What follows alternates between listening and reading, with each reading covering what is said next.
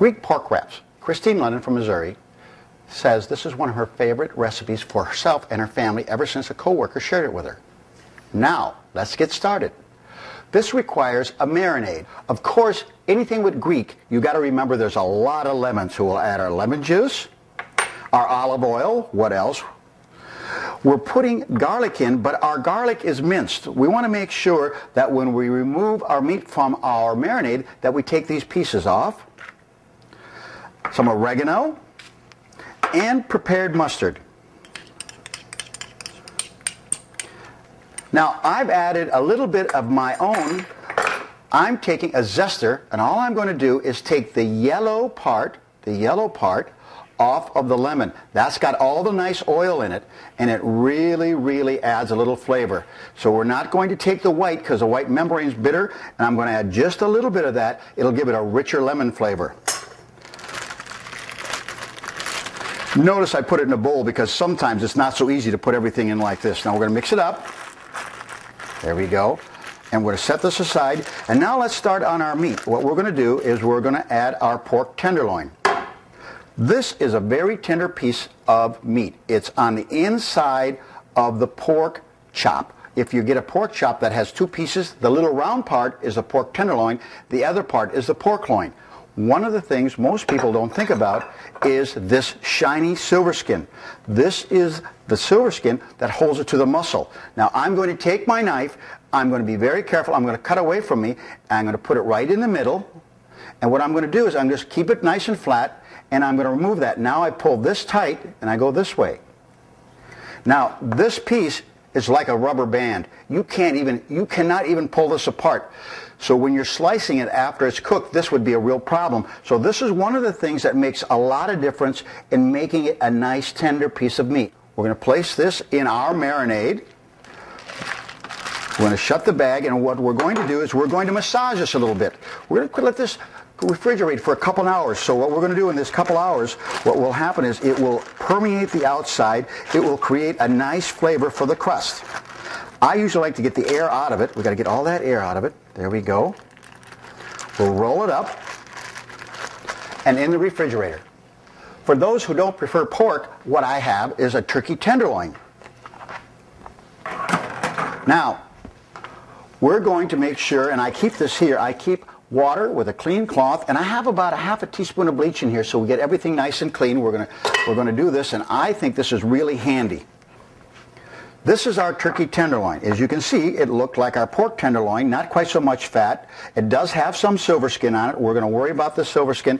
But like a chicken tenderloin, if you look in the center of it, right here, there's a real big, tough piece of cartilage. This is like a muscle that holds it together. Now we're just going to take our knife like this, and we're going to take the knife and use the white as our guide. Well, let's take it like this. Now go nice and slow. There we go. Let's take it along here. And you can see now, you can see with this, see we're getting to our white muscle. Now at home, time is not an issue, so take your time. There we go. We'll get it like this. We'll take this out. I got to show you the results of this. This is a piece of rubber band that you would try and cook and serve to your friends. It doesn't work. So this is one of the little valuable tips that I hope you will use. Now here's our tenderloin, and we can do this the same way with our pork. We'll put it in our marinade for 2 hours, and now we can have turkey or pork wraps. Now we're going to make our sauce. This is a really unique sauce. Not only does it work on pork wraps, it's great as a side dish for fish. I'm going to peel with my potato peeler. Now, remember how the old potato peelers used to be metal? Now we've got the super duper ones. So we can just go up and down. There we go. Let's get it peeled. Now, I'm going to give you a little hint. One of the things that we all have trouble with is after we use these for a while, they get dull. So, instead of buying a new one, all you do is take it like this, and we're going to really squeeze, pop the blade out, turn the blade, okay, and what we're going to do is we're going to put it back in again, and now what we've got is a new potato peeler. Ha-ha, pretty tricky, but I learned this, and it works really, really well. We're going to seed and our cucumber. Now I've cut one already. We're just going to cut it down the center. We're going to take a teaspoon and remove our seeds. Now the seeds have a lot of liquid in them, and that's what causes the sauce to be too juicy. So we're just going to remove all these seeds. let's continue with our sauce. I'm going to take it like this. Now, we want to have our cubes the same size, so be a little careful that they're all nice and consistent. Here we go. In our measure. And what we're using is low-fat yogurt. Now, the yogurt is nice and acidy. It adds a nice dimension to it. Our yogurt. Some garlic, our remaining garlic. Salt. And dill. Let's give this a stir. There we go. And add our cucumbers. We're going to make this a little bit in advance. We want the flavors to fuse together, and we want it nice and chilled. We'll cover this and refrigerate this. Now let's go to the grill. I added my tortilla shells about 2 minutes ago. Oh, they're nice and warm, but not too hot. Let's check our pork. We want to make sure it's 160 degrees internal temperature, especially this turkey tenderloin. Now we'll just put it in, not so far. And you got to remember to be patient because these things take a little while to register. There we go. That one's a little bit, just a little over 160. Now, the most important thing with these is always make sure you clean the inside of these out. People keep putting them in, putting them back, and they forgot. Put this in the dishwasher or into a little glass of water with a teaspoon of, oh, maybe that's a lot, maybe a half a teaspoon of bleach. Let it sit because you don't want to keep doing this. Next thing you know, you'll be sick. Now, these are about 180, so they're really cooked well. See, look at here. Now, I've got to put that in my water when I get in the house. It's important that you take a clean container out to the barbecue with you because you don't want to put cooked meat where raw meat was. Now, set this right here. Now, let's assemble our Greek pork wraps. I'm going to clean my thermometer as we spoke about. Look at here. Take the thermometer out.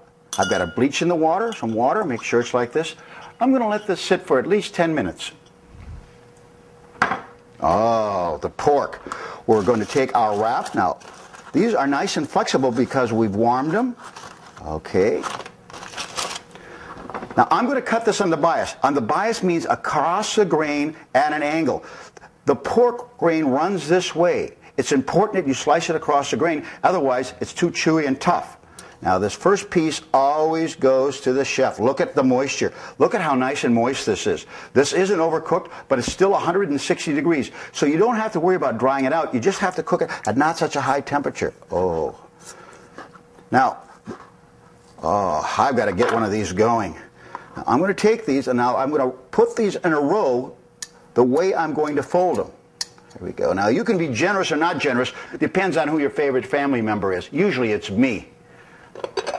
Our cucumber yogurt sauce. I can smell that dill in those cucumbers. Look at this. A little bit generous. I'm kind of a generous guy. Our green onions. Oh, look at this. Now, I'm just going to fold these up.